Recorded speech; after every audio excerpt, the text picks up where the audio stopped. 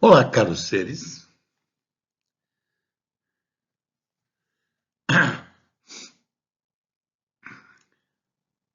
Sou Ferruccio Bilic. Eu vou falar sobre ética na pesquisa científica. Isso era um tópico que eu apresentei numa disciplina, um doutorado de marketing conjunto entre a Universidade de Aveiro e a Universidade de Braga, lá em Portugal. Bem,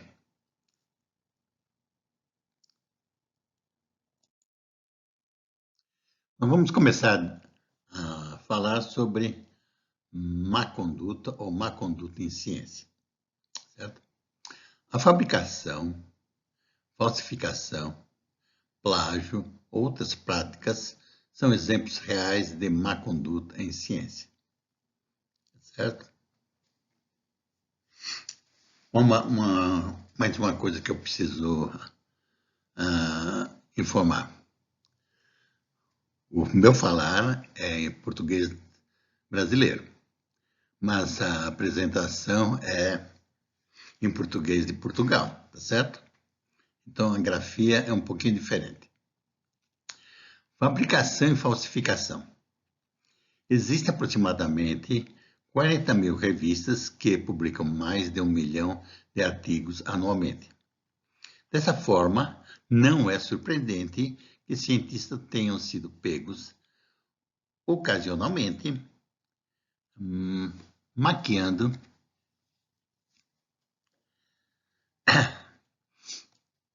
ou alterando dados de pesquisa.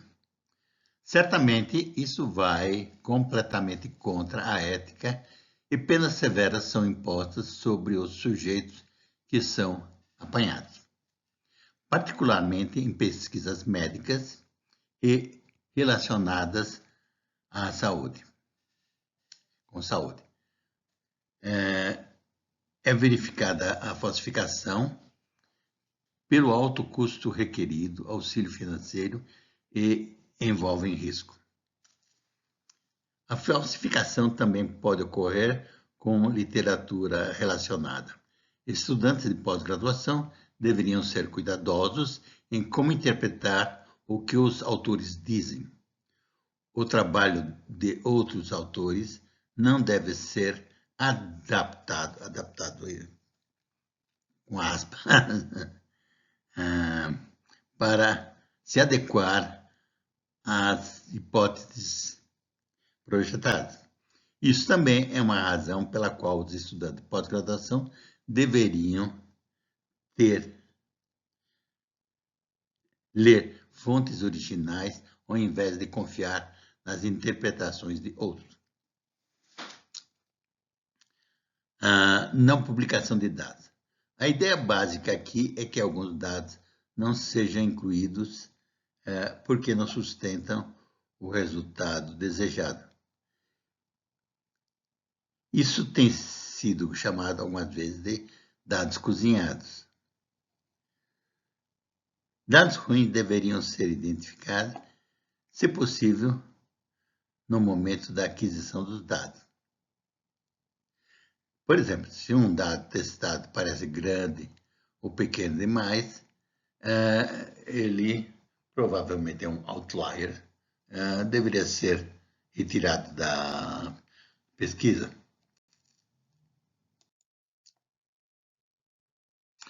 Procedimentos falhos de coleta de dados. Muitas das atividades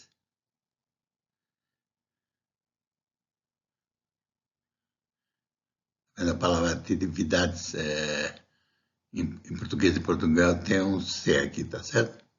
Não éticas, pode ocorrer nesse estágio de um projeto, também tem um C aqui, de pesquisa. Em particular, os estudantes devem dar atenção aos seguintes problemas. Continuam as coletas de dados com sujeitos que não estão atingindo as necessidades da pesquisa. Por exemplo, fracasso em aderir aos acordos sobre dieta, exercício e descanso. Equipamento defeituoso.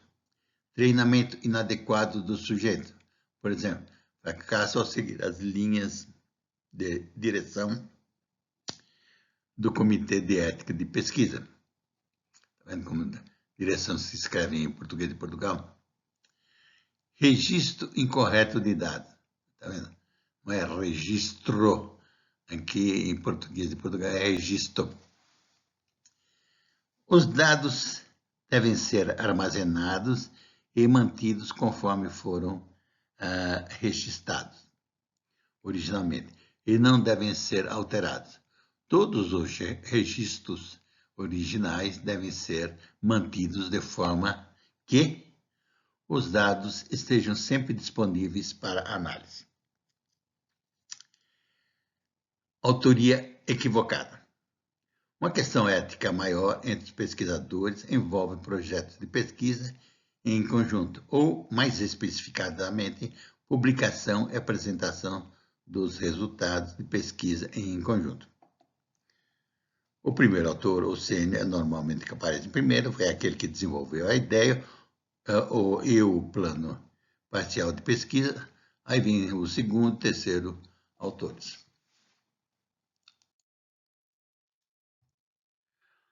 Bem, aqui nós temos algumas práticas duvidosas de publicação. Uma das funções de um professor é estimular e desenvolver a capacidade acadêmica dos estudantes.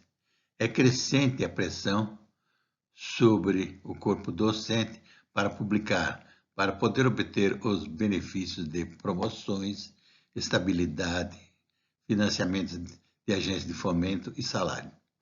Se o primeiro autor sênior é vantajoso nesse caso, ser o primeiro autor sênior é vantajoso nesses casos. Como resultado, membros do corpo docente querem ser altruístas e auxiliar os estudantes, mas sentem a pressão para publicar. Isso pode não ser uma questão maior para os professores sênior, mas certamente o é para professores assistentes. A dissertação ou tese é um caso especial. Por definição, esta é a forma dos estudantes de pós-graduação demonstrarem sua competência para receber o diploma. Frequentemente, para a dissertação de mestrado, o professor orientador supre a ideia, o projeto e grande parte da escrita e edição. Todavia, a autoria secundária para o professor orientador,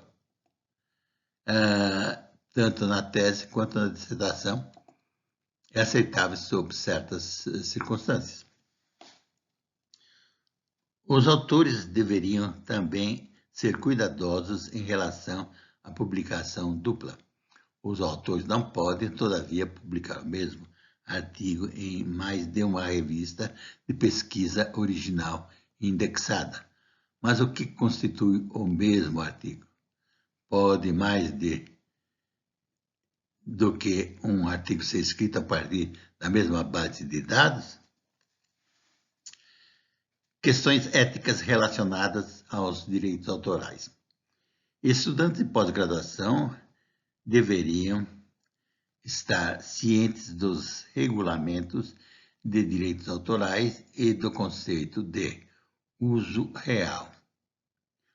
leal e sua aplicação em relação aos materiais educacionais. O material com direito autoral é utilizado frequentemente em tese e dissertações, e isso é aceitável. O uso é leal e é razoável.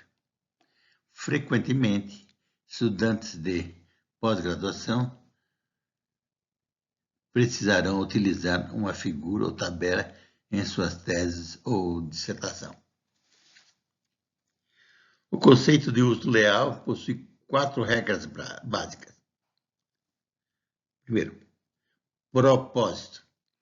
O uso será comercial ou educacional. Espaço para ação é dado para o uso educacional, como teses, dissertações e artigos publicados. Natureza. O material será copiado ou não. Copiar um artigo de revista para o seu uso é razoável. Todavia, copiar um livro completo ou testes padronizados não é esperado. É uma violação do conceito de leal. Quantidade. Quanto será copiado? A questão significativa é o quão importante é a parte copiada. Efeito. Como a cópia afeta o mercado do documento. Fazer uma única cópia pode ter um pequeno conflito sobre o mercado da revista, mas copiar um livro ou um capítulo inteiro já é um infringimento de copyright. Né?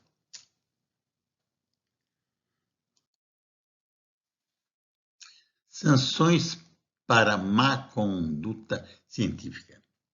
São frequentemente impostas aos sujeitos que são fraudulentos em seus trabalhos científicos. Sanções internas impostas aos pesquisadores incluem restrição de responsabilidades acadêmicas, afastamento do projeto, rebaixamento no posto que ocupa dentro do plano de carreira, multas para cobrir custos, afastamento da universidade com ou sem perda de benefícios, congelamento do salário, congelamento de promoções, supervisão de futuras solicitações de concessão de recursos, repreensões verbais, cartas de repreensão, incluída ou não no registro permanente, monitoramento da pesquisa com revisão prévia das publicações. Sanções externas. Podem ser impostas pela agência que financiou a pesquisa, revistas acadêmicas que publicam o trabalho e grupos acadêmicos ou profissionais relacionados. Nos últimos anos, as sanções externas têm incluído o seguinte: anulação das publicações anteriores, cartas para as partes ofendidas, proibição da obtenção de financiamento externo, suspensão do serviço para agências externas, liberação da informação para agências e profissionais, indicação para o sistema legal para ações futuras e multas para cobrir custos gerais. Seleção do professor orientador. Os estudantes devem tentar selecionar professores orientadores que compartilhem as suas visões em sua área de interesse. Estudantes de doutorado, por outro lado, deveriam selecionar a instituição que frequentarão baseados na qualidade do programa e no corpo docente, em sua área de especialização. Faça perguntas sobre o corpo docente e se eles publicam nessas áreas. Leia algumas dessas publicações e determine seu interesse. Após selecionar um professor orientador, você deve selecionar um comitê. Normalmente, o comitê de mestrado ou doutorado é selecionado sob orientação de seu professor orientador. O comitê selecionado deveria ser aquele que pode contribuir para o planeamento e avaliação do seu trabalho, não o que poderia ser mais fácil, certo? Em português, em vez de planejamento, é planeamento. Troca do professor orientador. O que acontece, no entanto, se você tem um professor orientador que não é o ideal para você? Nem sempre troca do orientador, porque o professor orientador não é ideal. Algumas vezes, algumas circunstâncias mudam. Eu, no doutorado, acho que mudei umas 5 vezes de orientador. Porque o que eu queria estava muito ocupado no momento, com outros orientandos. Aí eu usei uma orientadora. Aí, no exame preliminar, decidiram, um membro da banca decidiu que ele que ia ser orientador, e a banca aceitou. Aí depois trocamos outra vez, e assim por diante. Mas depois, no final, eu terminei com o orientador que eu queria no final, no início. Mas perdeu um tempo danado com isso. Primeiro, valia a razão. Você não precisa ser os melhores amigos, mas é importante que você e o seu orientador estejam em busca das mesmas metas. Os interesses do estudante mudam e do orientador também, algumas vezes. Por isso que algumas vezes se torna difícil trabalharem juntos. Entendido? Mas, trocar de orientador, se você tem um bom relacionamento com todos eles, não é tão difícil. Todas as trocas de orientador que eu tive foram bem amigáveis, tá certo? As circunstâncias é que fizeram com que eu tivesse que trocar de orientador e assim por diante. Portanto, eu gostaria de lembrar aqui, de vocês darem o seu gostei ou não gostei, as suas críticas e sugestões. Compartilhem com quem vocês quiserem essas informações. E se não forem ainda inscritos no meu canal, podem se inscrever no meu canal. Agradeço desde já a atenção de vocês. Podemos falar mais algumas coisinhas. Proteção dos sujeitos humanos. Turkson, publicado em 78, ele resumiu os direitos dos sujeitos que os experimentadores devem considerar. O direito à privacidade ou de não participar de uma pesquisa. O direito de permanecer anônimo ao invés do nome do sujeito. Somente serão registrados os dados. O direito à confidencialidade, o direito de esperar que o experimentador tenha a responsabilidade, o experimentado deve ser bem intencionado e sensível à dignidade humana, consentimento informado. Deve-se levar em consideração a proteção de sujeitos humanos. O pesquisador é solicitado a proteger os direitos e bem-estar dos sujeitos no seu estudo. As regulamentações detalhando os procedimentos são publicadas pelo Departamento de Saúde e Serviços Humanos dos Estados Unidos. Essa é a resolução. A maioria das instituições regula essa proteção de duas formas. Primeiro, é solicitado aos pesquisadores que preenchem algum tipo de formulário descrevendo a sua pesquisa. O pesquisador é solicitado a obedecer à orientação institucional, tanto para a proteção dos sujeitos humanos, quanto para o consentimento informado.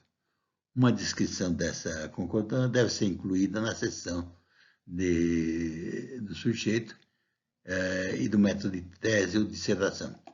A maioria das revistas também existe uma declaração em relação a essa questão. O formulário utilizado pode ser informado e assim por diante.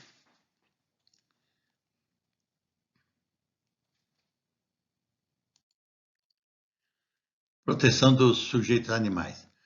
Conforme Matt, em 93, argumenta, bem menos animais são utilizados em pesquisa do que os que são abatidos para comida, presos em zoológico e mortos como animais não desejados nos abrigos animais.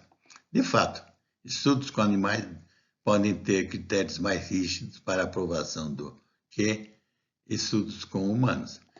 As comissões de revisão institucional tipicamente requerem que os investigadores demonstrem que estudos com animais adicionam conhecimento significativo para a literatura e que não sejam réplicas, uma experiência não colocada quanto aos estudos que utilizam humanos como sujeitos. A maioria das instituições também apoia as regras e procedimentos para cuidado recomendado no laboratório, como delineado pela American Associated Accreditation of Laboratory Animal Care.